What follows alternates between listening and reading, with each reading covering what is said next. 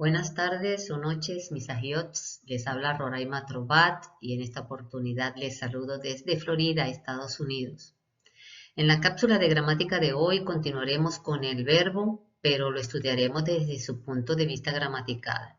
Para ello vamos a iniciar repasando algunos términos que ya hemos estudiado en otras cápsulas y que son necesarios para entender varios aspectos que veremos hoy acerca del verbo. Así que tengan papel y lápiz a su alcance y su teléfono por si consideran tomar alguna foto y así tener material de apoyo para sus prácticas o consultas cuando necesite discernir un texto o cualquier pasaje en las escrituras. Dicho esto, comencemos.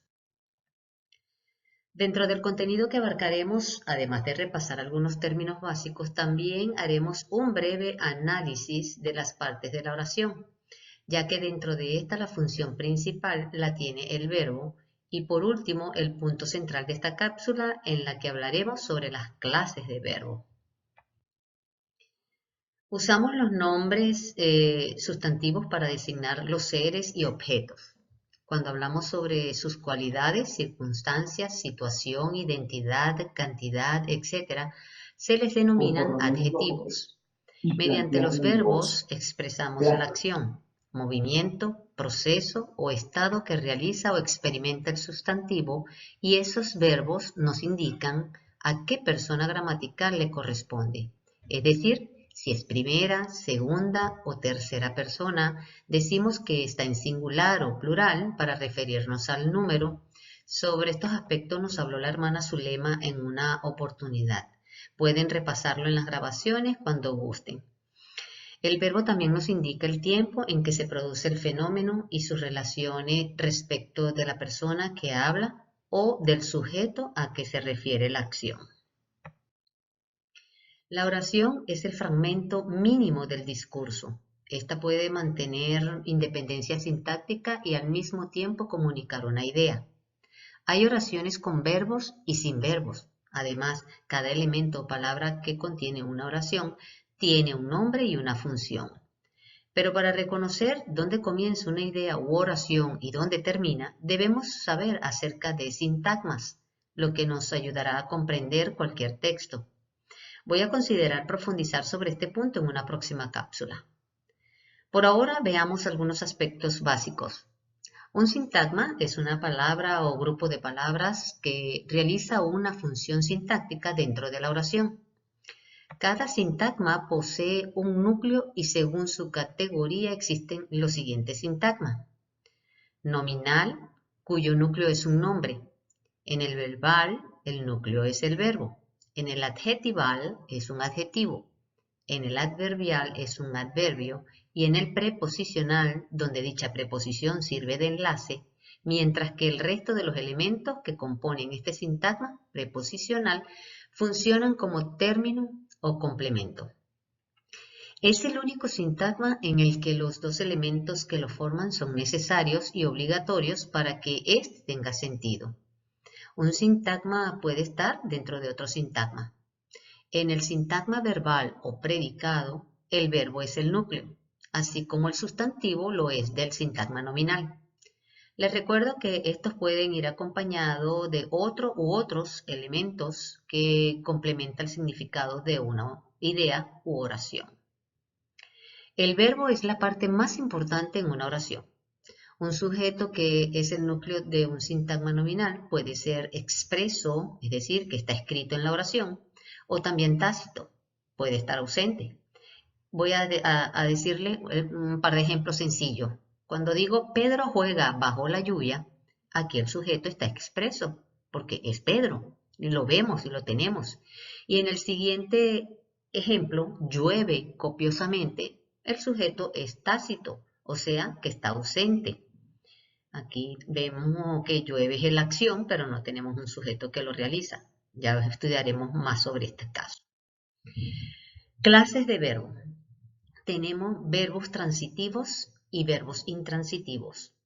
Los estudiaremos comparando dos oraciones que los contengan, pues así sería mucho más fácil de entender. En 2 de Samuel 13:19 dice, entonces Tamar tomó ceniza y la esparció sobre su cabeza. Observemos que el verbo tomó requiere la presencia de un nombre o sujeto, que en este caso es Tamar, quien realiza la acción. Y además, ésta necesita de un objeto para completar la acción de tomar, que en este caso es la palabra ceniza. Entonces estamos ante un verbo transitivo, porque hace uso de un objeto o complemento directo a través del cual se concreta la acción que se expresa. Pero veamos la siguiente oración en Juan 11:35 que dice, Jesús lloró. El verbo lloró es un verbo intransitivo, ya que no necesita un complemento directo para tener sentido. La acción de llorar recae únicamente en el sujeto, que aquí es Jesús, y se entiende por sí sola. Algunos verbos son por naturaleza solamente transitivos, como dar, entregar, hacer, enviar, mostrar, etc., porque hacen referencia necesariamente a una cosa, mientras que otros como dormir, morir, vivir, quemar, debieran ser siempre intransitivos. Sin embargo, la mayoría de los verbos pueden usarse de ambas formas. Su diferencia notable es con los verbos transitivos. Siempre va a ser necesario la presencia del objeto o complemento directo. Los reflexivos reciben también el nombre de no pronominales. Algunos verbos transitivos expresan una acción que se vuelve sobre el mismo sujeto, que entonces es a la vez objeto de dicha acción. Van acompañados de los pronombres átonos me, te, se, nos, os, y a esto se les llama verbo reflexivo. Para reconocer si ese se es reflexivo, debemos agregar al final de la oración la expresión a sí mismo o usando el pronombre que corresponda. Puede ser lo o le. Si el significado de la oración no cambia, entonces estamos ante un verbo reflexivo. En 1 Corintios 11:6 dice, porque si la mujer no se cubre, agreguemos a sí misma, que se corte también el cabello. Y si le es vergonzoso cortarse el cabello o raparse a sí misma, que se cubra a sí misma. O sea, que agregando esta expresión de a sí misma, pues no cambia el sentido de la idea o la oración. Los verbos recíprocos, en los cuales la acción del verbo es realizada por dos o más sujetos y recae de forma simultánea sobre cada uno de ellos. Vamos a verlo con este ejemplo. En Salmos 85:10 dice, la misericordia y la verdad se encontraron, la justicia y la paz se besaron. Para saber si este se es recíproco, basta agregar al final de la oración expresiones como recíprocamente, mutuamente, los dos, el uno al otro, entre sí. Si releemos este versículo, vamos a utilizar uno de estos elementos y diría así, la misericordia y la verdad se encontraron la una a la otra o mutuamente, la justicia y la paz se besaron entre sí o recíprocamente. Quiere decir que sí procede y hay coherencia en esta idea. Los pronominales se construyen en todas sus formas, usando también los pronombres me, te, se, nos, os. La mayoría de ellos son intransitivos porque carecen de complemento directo. En este grupo se incluyen verbos que son siempre exclusivamente pronominales, como quejarse, arrepentirse, como aquellos otros en ciertas construcciones para matizar el significado como romperse, salirse, morirse. Aquí, al contrario de los reflexivos, si omitimos el se, la idea pierde sentido. Vamos a leer este pasaje primero y después hacemos el ejercicio. En Lucas 15:7 dice, os digo que así habrá más gozo en el cielo por un pecador que se arrepiente que por 99 justos que no necesitan de arrepentimiento. Ahora leamos nuestro pasaje quitando el se. A ver qué les parece. Os digo que así habrá más gozo en el cielo por un pecador que arrepiente que por 99 justos que no necesitan de arrepentimiento. Como ven, al suprimirse, la oración pierde totalmente el sentido. Entonces, cuando eso sucede, estamos ante un verbo pronominal. Verbos impersonales. Es el grupo más numeroso y lo forman aquellos verbos que expresan fenómenos atmosféricos como amanecer, atardecer, llover, tronar, etc. Los que difícilmente podrán llevar un sujeto personificado y se refieren siempre a la tercera persona del singular. Vamos a verlo con este pasaje. En Éxodo 9:33 dice: Y salió Moisés de la presencia de Faraón y extendió sus manos a Jehová, y cesaron los truenos y el granizo, y la lluvia no cayó más sobre la tierra. Analicemos la última frase de este versículo que dice: la lluvia no cayó más sobre la tierra. Este verbo cayó funciona como verbo impersonal porque describe un fenómeno natural, y aunque la lluvia aparece como sujeto gramatical, en realidad el enfoque está en la acción climática más que en un agente que realiza la acción. Entonces esto sería un verbo impersonal. Los verbos copulativos expresan existencia o estado y funcionan en la oración como simple enlace entre el sujeto y el atributo o predicado o sintagma nominal, recibe varios nombres.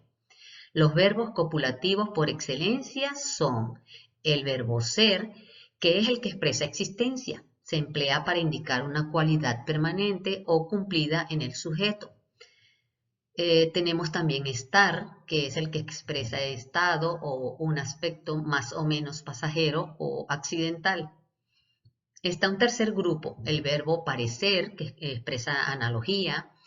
También yacer, permanecer, volverse, en este caso convertirse, entre otros. Este grupo no es numeroso comparado con otras clases de verbo. Este tercer grupo de verbos expresan un estado comparativo y puede sustituirse por ser o estar. Veamos estos dos pasajes. En 1 de Crónicas 16:34 dice: aclamad a Yahweh porque Él es bueno, porque su misericordia es eterna. Aquí el atributo bueno es de Yahweh y eterna se le atribuye a su misericordia. Ahora leamos en Jueces 15:14, que dice: y las cuerdas que estaban en sus brazos se volvieron como lino quemado con fuego. Aquí la acción se volvieron establece una conexión comparativa entre el sujeto y el predicado. Aquí podemos sustituir este verbo por el verbo eran o estaban y no cambia la idea. Leamos nuevamente el pasaje, ahora con este cambio para comprobar si se aplica con este caso. Diríamos: y las cuerdas que estaban en sus brazos eran como lino quemado al fuego. Como acabamos de comprobar, no se pierde la idea. Los auxiliares se combinan con los demás verbos, perdiendo gran parte de su significado léxico. Veamos algunas construcciones. Los verbos auxiliares principales son haber y ser, que sirven para formar los tiempos compuestos y también para construir la voz pasiva. Estas construcciones las veremos cuando toque ver el tema de las conjugaciones. Hay otros verbos que tienen carácter especial en función de verbos auxiliares. Ellos son haber, tener, echar, volver, ir, llevar, que se usan para formar la perífrasis o frases verbales. También se les conoce como verboides. Estas son formas verbales que están en infinitivos, gerundios o participios, pero que a nivel sintáctico actúan de un modo diferente.